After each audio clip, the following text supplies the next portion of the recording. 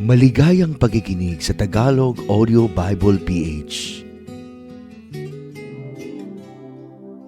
Mateo Kapitulo 18. Nang oras na yaon ay nagsilapit ang mga alagad kay Jesus na nagsasabi, "Sino ba ang pinakadakila sa kaharian ng langit?"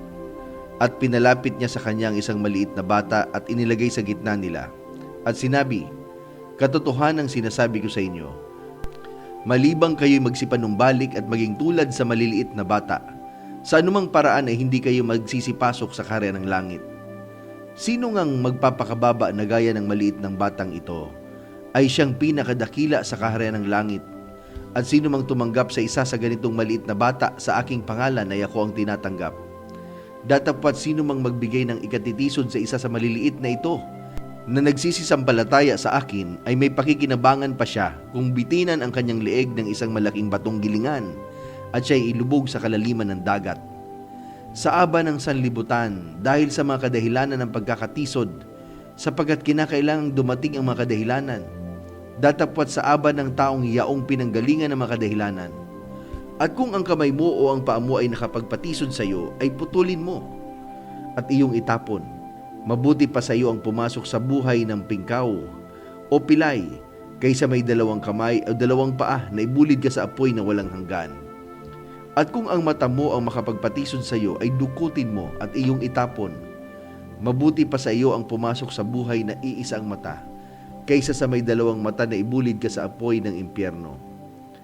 Ingatan ninyo na huwag ninyong pawalang halaga ang isa sa maliliit na ito, sapagkat sinasabi ko sa inyo, na ang kanilang mga anghel sa langit ay nakakakitang palagi ng mukha ng aking Ama na nasa langit.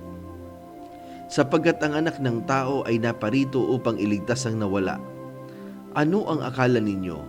Kung ang isang tao ay may 100 tupa at maligaw ang isa sa mga yun, hindi ba iiwan niya ang 99 at pasa sa kabundukan at hahanapin ang naligaw?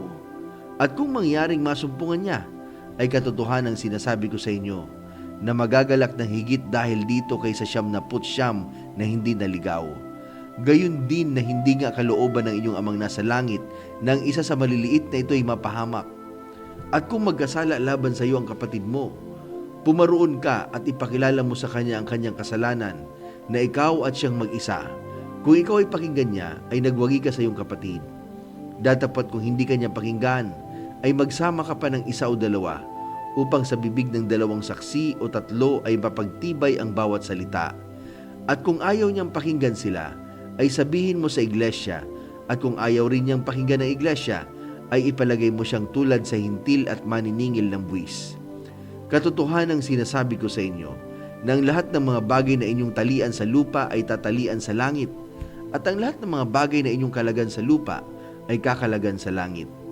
Muling sinasabi ko sa inyo, na kung pagkasunduan ng 2 sa inyo sa lupa ang nauukol sa anumang bagay na kanilang hihingin, ay gagawin sa kanila ng aking Ama na nasa langit. Sapagkat kung saan nagkakatipon ng 2 o 3 sa aking pangalan, ay naroroon ako sa gitna nila." Nang magkagayoy, lumapit si Pedro at sinabi sa kanya, "Panginoon, makailang ulit ko pong patatawarin ang aking kapatid kapag siya'y nagkasala sa akin? Hanggang sa makapito?" Sinabi sa kanya ni Jesus, "Hindi ko sinasabi sa iyo hanggang sa makapito, kundi hanggang sa makapitumpung-pito. Kaya't ang kaharian ng langit ay tulad ng isang hari na nag-ibig na makipag-usap sa kanyang mga alipin, at nang siya'y magpasimulang makipaghusay, ay iniharap sa kanyang isa sa kanya'y may utang na 10,000 talento. Datapwat palibhas ay wala siyang sukat ibayad. Ipinag-utos ng kanyang Panginoon na siya'y ipagbili, at ang kanyang asawa at mga anak at ang lahat niyang tinatangkilik at nang makabayad. Dahil dito, ang alipin ay nagpatira pa at sumamba sa kanya, na nagsasabi, 'Panginoon, pagtiisan mo ako, at pagbabayaran ko sa iyong lahat.' At sa habag ng Panginoon sa aliping yon, ay pinawalan siya at pinatawad sa kanya ang utang. Datapat lumabas ang aliping yon at nasumpungan ng isa sa mga kapwa niya alipin, na sa kanya ay may utang na 100 denaryo, at kanyang hinawakan siya at sinakal niya na sinasabi, 'Bayaran mo ang utang mo.' Kaya't nagpatira pa ang kanyang kapwa alipin at namanhik sa kanya na nagsasabi, 'Pagtiisan mo ako, at ikaw ay pagbabayaran ko.' At siya'y ayaw, at yumaon siya At siya'y ipinabilanggo hanggang sa magbayad siya ng utang. Nang makita nga ng kanyang kapwa alipin ang nangyari, ay nangamanglaw silang lubha, at nagsiparoon at isinaysay sa kanilang Panginoon ang lahat ng nangyari. Nang maggagayoy, pinalapit siya ng kanyang Panginoon at sa kanya'y sinabi, "Ikaw na aliping masama, ipinatawad ko sa iyo ang lahat ng utang na iyon sapagkat ipinamanhik mo sa akin. Hindi ba dapat na ikaw naman ay mahabag sa iyong kapwa alipin, na gaya ko namang nahabag sa iyo?" At nagalit ang kanyang Panginoon at ibinigay siya sa mga tagapagpahirap hanggang sa siya'y magbayad ng lahat ng utang. Gayon din naman ang gagawin sa inyo ng aking Ama na nasa kalangitan, kung hindi ninyo patatawarin sa inyong mga puso ng bawat isa ang kanyang kapatid.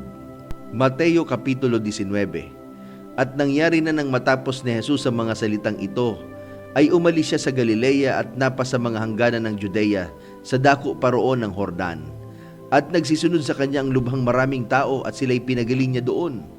At nagsilapit sa kanya ang mga Fariseyo na siya'y tinutokso nila at kanilang sinasabi, "Naaayon ba sa kautusan na ihiwalay ng isang lalaki ang kanyang asawa sa bawat kadahilanan?"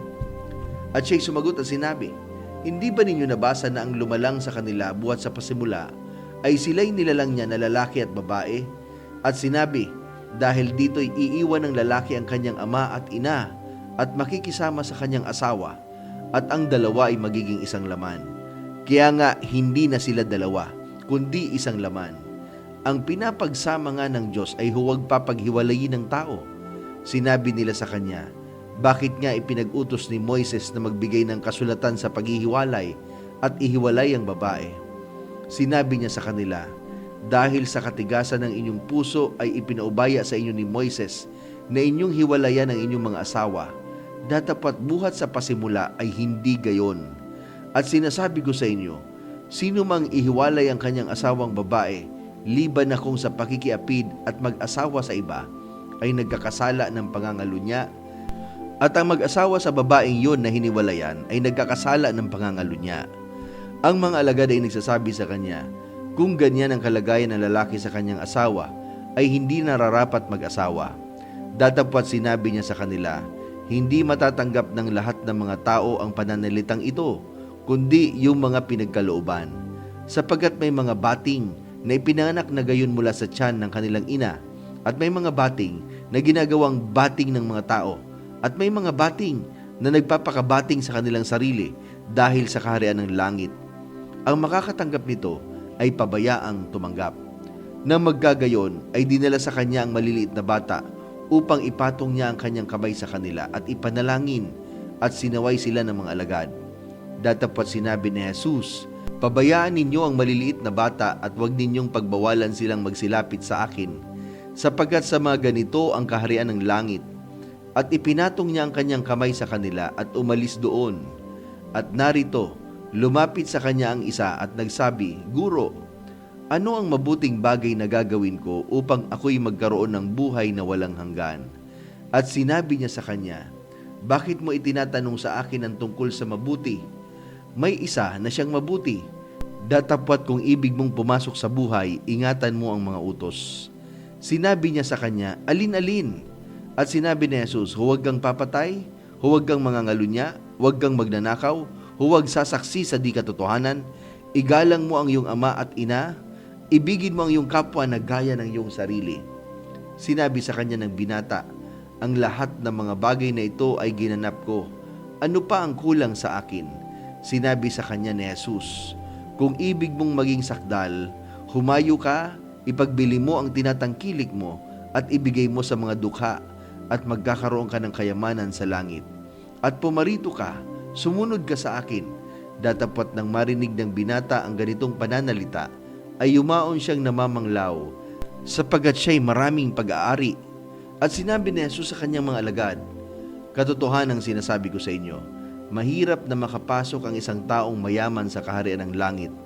At muling sinasabi ko sa inyo, magaan pa sa isang kamelyo ang dumaan sa butas ng isang karayom, kaysa isang taong mayaman ang pumasok sa kaharian ng Diyos." At nang marinig ito ng mga alagad, ay lubhang nagtaka na nagsasabi, "Sino nga kaya ang makaliligtas?" At pagtingin ni Jesus ay sinabi sa kanila, "Hindi mangyayari ito sa mga tao, Datapwat sa Diyos ang lahat ng mga bagay ay mangyayari. Nang maggagayoy, sumagot si Pedro at sinabi sa kanya, "Narito, iniwan namin ang lahat at nagsisunod sa iyo. Ano nga ba ang kakamti namin?" At sinabi sa kanila ni Jesus, "Katotohanang sinasabi ko sa inyo, na kayong nagsisunod sa akin sa pagbabagong lahi, pagkauupo na ang anak ng tao sa luklukan ng kanyang kalawalatian, kayo na may magsisiupo sa 12 luklukan upang magsihukom sa 12 angkan ng Israel. At ang bawat mag-iwan ng mga bahay o mga kapatid na lalaki o mga kapatid na babae o ama o ina o mga anak o mga lupa dahil sa aking pangalan ay tatanggap ng tig-100 at magsisipagmana ng walang hanggang buhay. Datapwat maraming mga una na mahuhuli at mga huli na mauuna."